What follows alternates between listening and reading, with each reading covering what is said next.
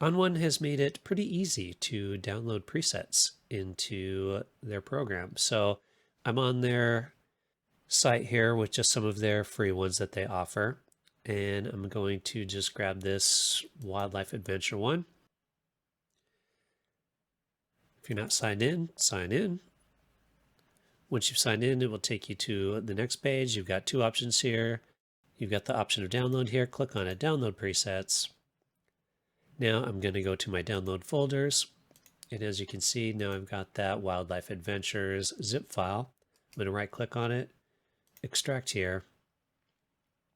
It's going to open up a folder for me, double click into it, and you've got that ON1 preset file. Double click on it.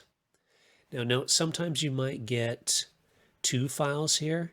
One will be for Macs and the other will be for Windows. So be sure to click on the correct one. I'm using a Windows machine, and so that's the process here.